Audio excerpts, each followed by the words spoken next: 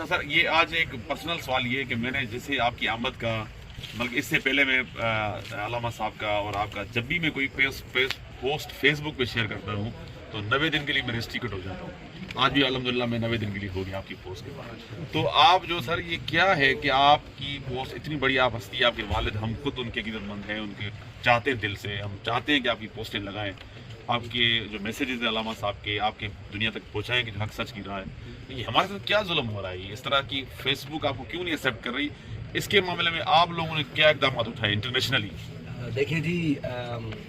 وہ کہتے ہیں کہ اپنے بھی خفا مجھ سے اور بیگانے بھی ناخوش، میں زہر ہلاہل کو کبھی کہہ نہ سکا کن. تو ہمارا جرم یہی ہے، وہ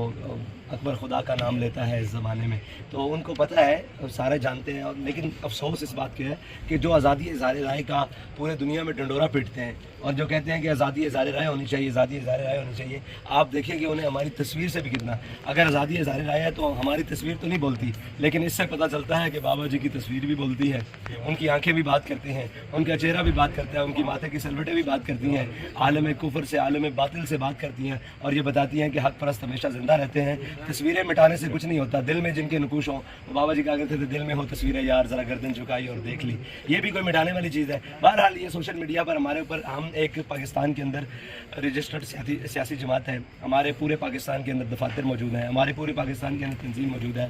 اور تقریباً پاکستان کے اندر ہمارا 22 لاکھ این اے کا ووٹ ہے. اور اگر اسی کو